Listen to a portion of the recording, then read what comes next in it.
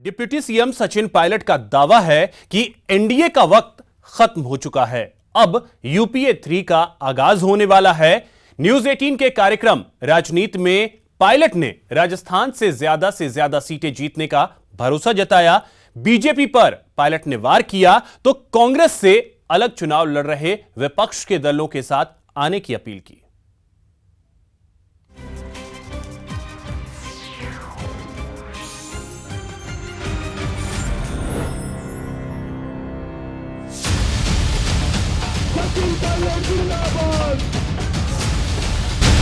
सचिन पायलट की राजनीति।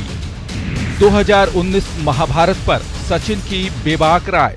बीजेपी का वक्त खत्म, यूपीए 3 का आगाज। सब बढ़िया होगा। 23 मई को एनडीए सत्ता में नहीं रहेगी, नई सरकार बनेगी। कौन किसके साथ आएगा अभी कहना बहुत जल्दी है। राजस्थान के युवा कर्मठ और जोशीले डिप्टी सीएम सचिन पायलट ने न्यूज 18 के खास कार्यक्रम राजनीति में कांग्रेस की रणनीति का खुलासा किया। महासमर के मुद्दों की बात की तो बीजेपी पर सियासी वार भी किया। 5 साल से ज्यादा वक्त से राजस्थान की ढानी ढानी में कांग्रेस को मजबूत करने वाले राजस्थान कांग्रेस के प्रदेश अध्यक्ष सचिन पायलट ने सीधा ऐलान कर दिया कि बीजेपी का वक्त जा रहा है और यूपीए का वक्त आने वाला है। करता हूं क्योंकि जनता जनार्दन है, अल्टीमेटली वही तय करेंगे कि कौन जीतेगा कौन हारेगा। लेकिन मुझे पूरा विश्वास है कि यूपीए 3 उसका गठन होगा। 23 मई को परिणाम आएंगे तो कांग्रेस के नेतृत्व में जो दल चुनाव लड़ रहे हैं हमारा बहुमत आएगा और नई सरकार हम लोग बनाएंगे। सब बढ़िया होगा। 23 मई को एनडीए सत्ता में नहीं रहेगी, नई सरकार बनेगी। कौन किसके साथ आएगा अभी कहना बहुत जल्दी है। बीजेपी की राजनीति पर पायलट का वार जारी रहा।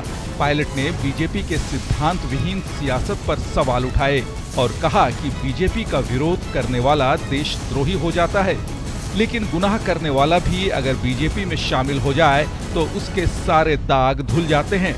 भाजपा के समर्थन में लोग हैं, वो चाहे कुछ भी कर लें देश में, उन पे जांच नहीं होती, उन पे इन्वेस्टिगेशंस नहीं होते, उनकी छापे नहीं पड़ते हैं। और अगर आप भाजपा के विरोध में हो, संदिग्ध हो, आप भाजपा के पास आ जाओगे तो वो गंगा जल छिड़क के आपको पवित्र कर देंगे, फिर आपकी कोई जांच नहीं होगी। ऐसा बहुत हुआ है। बहुत से राज्य ऐसे हैं जहां जिन लोगों ने भाजपा का विरोध किया, भाजपा ने बहुत बुला भरा कहा, जैसे ही वो भाजपा के पाले में आ गए वो बिल्कुल साफ छवि के हो गए।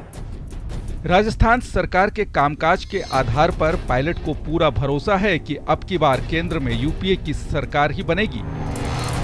वहीं सचिन कांग्रेस के घोषणा पत्र को लेकर बीजेपी के फैलाए भ्रम को लेकर भी जनता को आगाह करते हैं। उनका दावा है कि कांग्रेस ने आपसपा की समीक्षा की बात कही है, हटाने की नहीं। जम्मू कश्मीर भारत का अभिन्न हिस्सा था, है और रहेगा। इस पर राजनीति भी नहीं होनी चाहिए। लेकिन वहां पर हम लोगों ने कहा था कि जो एक्ट केंद्र सरकार ने उत्तर पूर्व से हटा दिया है एफस्पा का, उस एक्ट को हम रिव्यू कर सकते हैं। बीजेपी को हराने के साथ ही पायलट का दावा है कि राहुल के विजन से कांग्रेस मजबूत हो रही है और 23 मई के चुनाव परिणाम के बाद विपक्ष के सभी दल एक साथ मिलकर केंद्र में सरकार बनाएंगे। Sanjay Tiwari, news 18 network. तो सचिन पायलट से पूरी बातचीत देखिए आज रात 9 बजे राजनीति में। रुक करते हैं अगली खबर की ओर। आरएलपी और बीजेपी के गठबंधन के बाद से आरएलपी प्रत्याशी हनुमान बेनीवाल लगातार जनसंपर्क में जुट गए हैं। आज हनुमान बेनीवाल ने पर्वतसर में बड़ा बयान देते हुए गठबंधन के कारणों को स्पष्ट किया।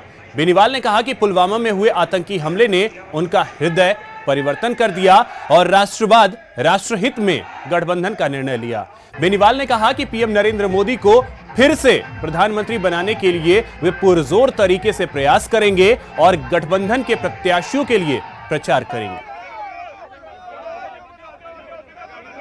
किसानों की संपूर्ण कर्जमाफी, टोल मुक्त राजस्थान की बात पहले हम कर रहे थे, अब हम टोल मुक्त हिंदुस्तान की बात करेंगे। एनडीए का हिस्सा बने तो बात करेंगे प्रधानमंत्री जी से। अगर हम इसके अंदर आते हैं, क्योंकि मैं जाता हूँ, तो निश्चित रूप से रोड टैक्स देते तो जनता टोल टैक्स, इसका कोई कोई रास्ता अल्टरनेट निकलना चाहिए। क्योंकि बेरोजगारी की समस्या तो सबसे बड़ी समस्या है नौजवानों के लिए। आज ज़्यादातर जो क्राइम हो रहा है बेरोजगारी की समस्या की वजह से, इसका ठोस समाधान हो। सेंट्रल सर्विसेज और स्टेट सर्विसेज के अंदर खाली पद भरे जाए, बेरोजगारी भत्ता दिलाएंगे और स्वामीनाथन आयोग की रिपोर्ट, मुफ्त बिजली, ये हमारे प्रमुख मुद्दे इस चुनाव के अंदर भी रहेंगे। क्योंकि ये दिल्ली का चुनाव है, जब भी राष्ट्रीयता, प्रत्येक व्यक्ति के मन के अंदर राष्ट्रीयता का भाव है। पुलवामा के बाद लोगों के मन बदल गए और हनुमान बेनीवाल का भी हृदय परिवर्तित हो गया। मैंने आरएलपी के पूरे मेरे चारों स्टेट के लोगों से पूछा, सबकी इच्छा थी बीजेपी से अलायंस करके नरेंद्र मोदी जी को देश का प्रधानमंत्री बनाए। लोकसभा चुनाव शांतिपूर्ण, पारदर्शी एवं निष्पक्ष तरीके से कराने के लिए राज्य निर्वाचन विभाग पूरी तरह से एक्शन के मोड में नजर आ रहा है। किसी भी प्रकार की अप्रिय स्थिति से बचने के लिए प्रदेश में 1,52,000 लोगों को पाबंद किया गया है। इसके अलावा 13,254 लोग डराने व धमकाने वाले चिन्हित किए गए हैं। दूसरे राज्य से आने वाले असामाजिक तत्वों की राज्य में एंट्री बैन कर दी गई है। सीमावर्ती जिलों में पुलिस ने करीब 200 नाके बनाए हैं। निरोधात्मक टीमों ने प्रदेश भर में कार्रवाई करते हुए 42.5 करोड़ रुपए जब्त किए हैं।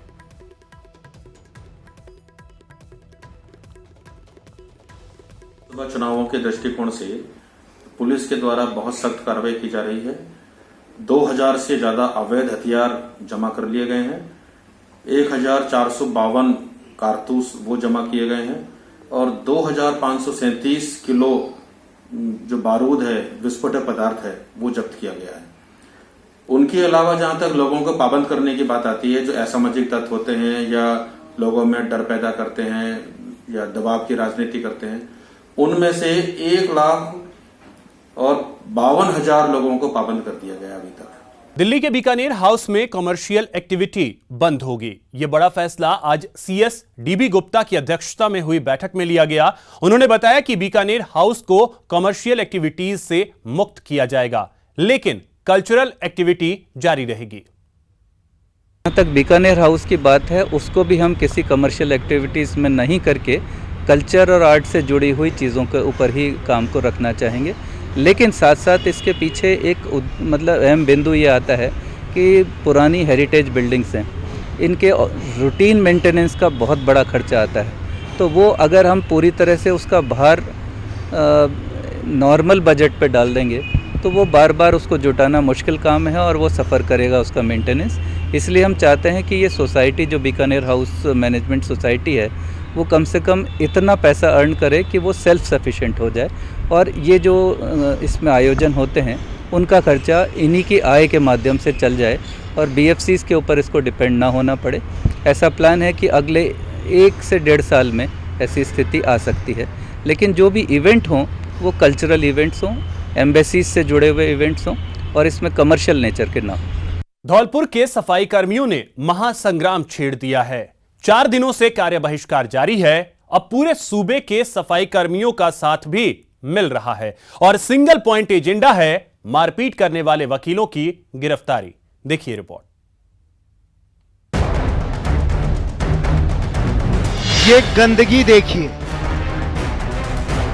सड़क पर पड़ा कचरा देखिए। धौलपुर को कचरापुर बनते देखिए।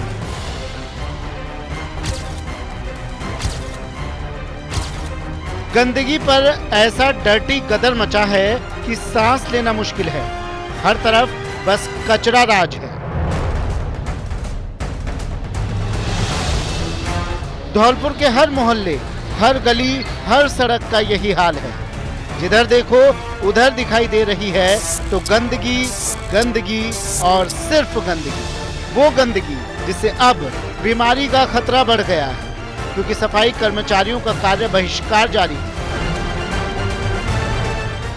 पहले आप भी जान लीजिए कि आखिर क्यों धौलपुर में सफाई कर्मियों के बीच गुस्सा इस कदर गंदगी के रूप में फूटा है।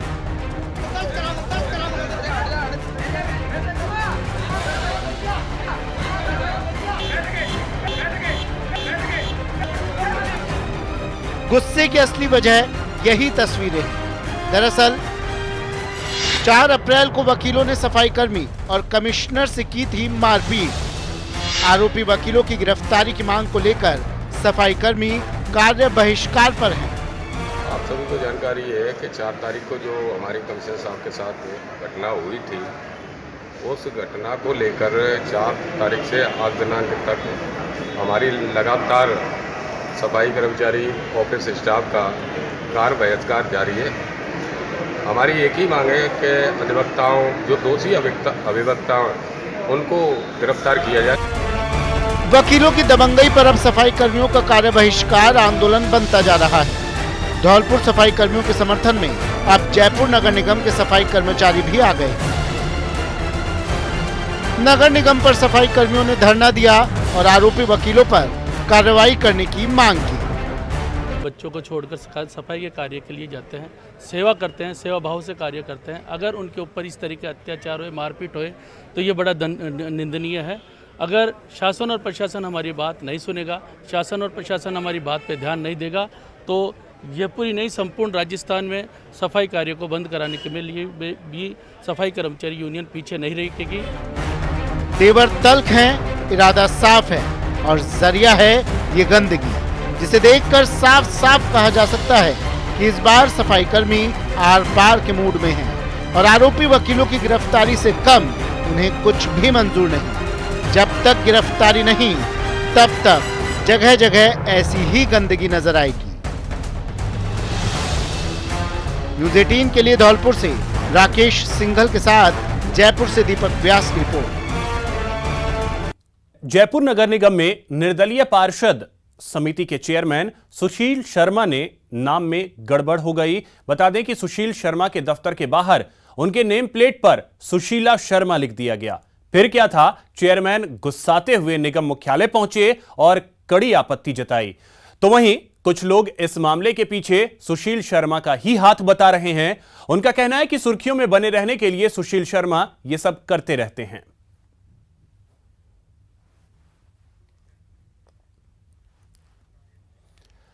प्रदेश के दो महत्वपूर्ण कर्मचारी संगठन आज एक दूसरे के साथ आ गए।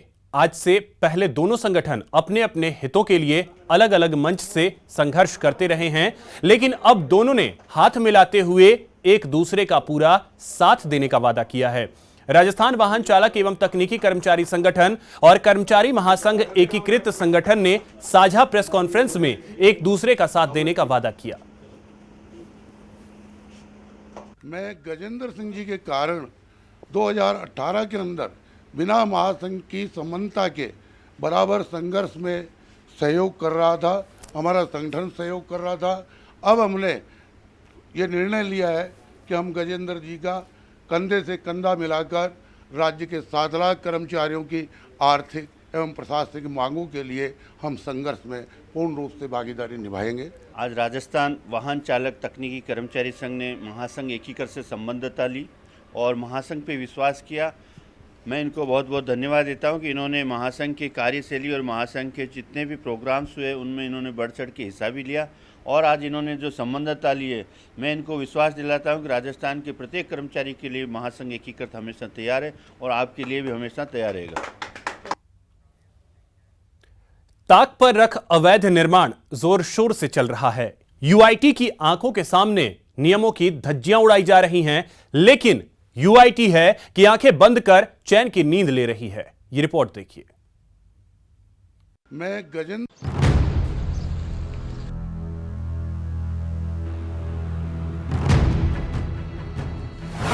इको सेंसिटिव जोन के पर्यावरण को पलीता, सुप्रीम कोर्ट के आदेशों की सरेआम उड़ रही धज्जियां, ठेकेदारों और अधिकारियों का महागठबंधन, बफर जोन में हो रहा अवैध निर्माण, सब कुछ जान अधिकारी क्यों अनजान।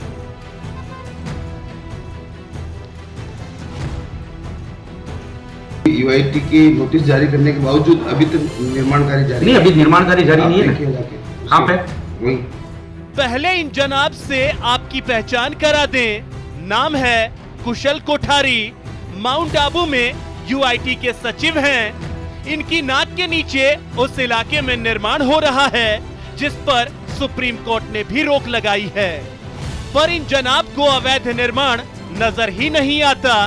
देख लीजिए कुशल कोठारी जी, ये एक्सक्लूसिव विजुअल सिर्फ आपके लिए है। कहीं आप विजुअल को ही ना झुठला दें, इसलिए विजुअल के साथ 7 अप्रैल का अखबार भी है।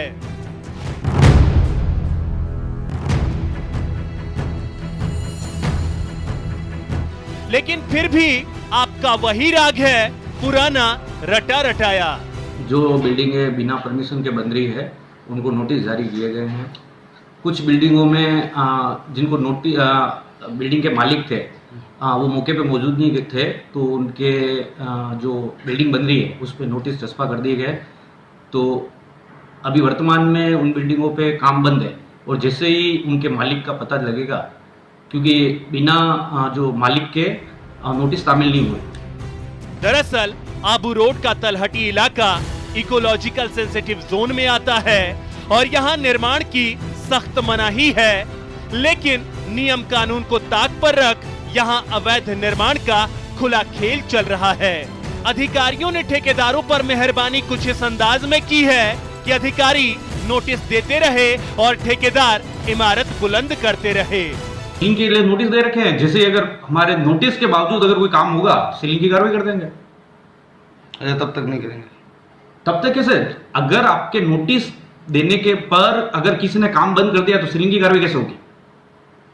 आपने उनको रोका है और उन्होंने काम बंद कर दिया, तो आप सीलिंग की कार्रवाई किस हिसाब से करोगे? ऐसे में न्यूज 18 का सवाल है कि क्या इसके पीछे ठेकेदारों और अधिकारियों की मिलीभगत तो नहीं?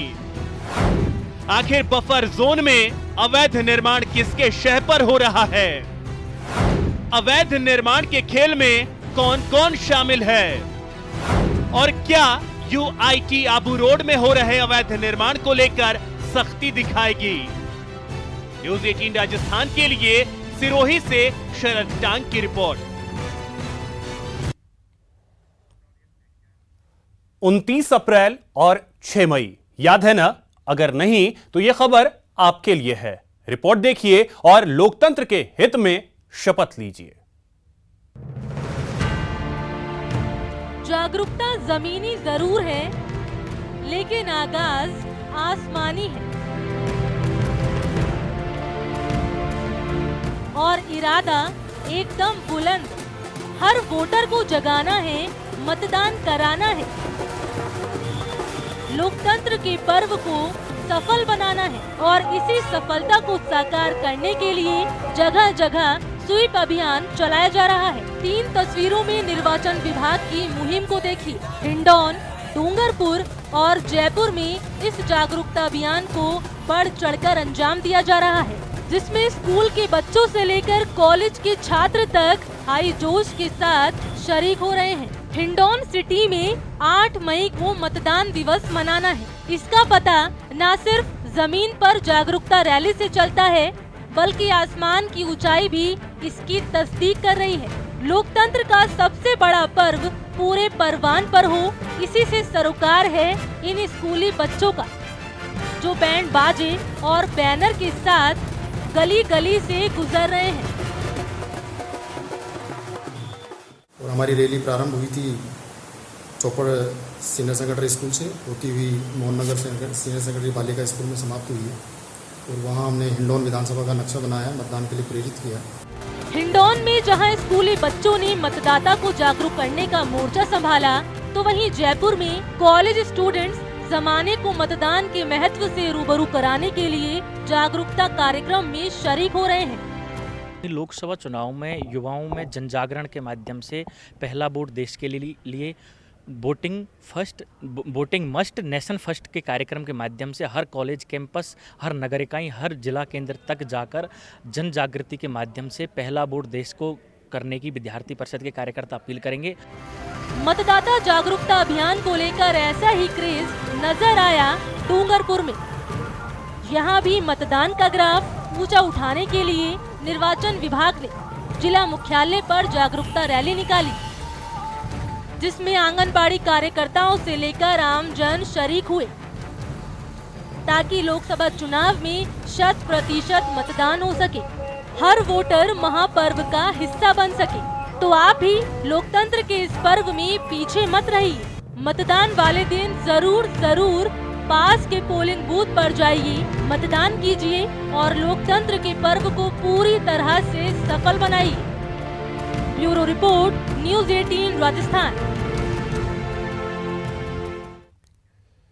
चलिए अब आपको दिखाते हैं स्कूल जाने का एक अनोखा और रोमांचक अंदाज।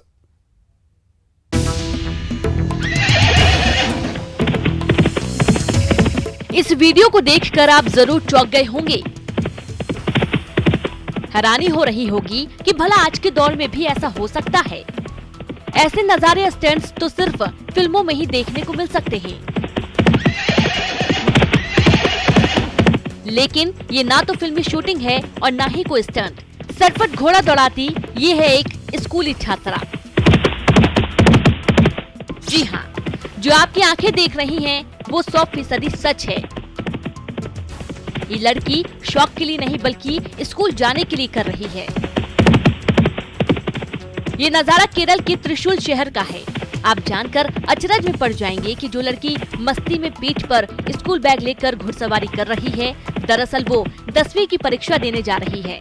इस छात्रा ने पहले ही ठान रखी थी कि वे एग्जाम लिखने के लिए हॉर्स राइडिंग करते हुए स्कूल जाएंगी और उसने अपनी जिद को आखिर पूरा करके दिखाई दिया। इस लड़की का नाम सीए कृष्णा है और वो शहर के हॉली ग्रेस स्कूल में पढ़ती है। सीए कृष्णा 10वीं कक्षा में पढ़ाई करती है। कृष्णा को घुड़सवारी का बेहद शौक है। घोड़े पर सवार होकर जब कृष्णा निकली थी, उसी वक्त एक शख्स ने अपने कैमरे में स्कूल जाने के लिए इस अनोखी सवारी की तस्वीरें कैद कर ली और सोशल मीडिया में भी ये वीडियो खूब वायरल हो गया। जो भी कृष्णा की इस वीडियो को देखता, खुद को उसकी हिम्मत की दाद देने से नहीं रोक पाता। तरह तरह के कृष्णा को बहादुरी के तमगों से भी नवाजा। किसी ने उसकी जिद, जज्बे और साहस को सलाम किया, तो किसी ने चुनाव के मौसम में नेताओं को कृष्णा से सीख लेने की नसीहत दे डाली। Bureau report, news 18 network.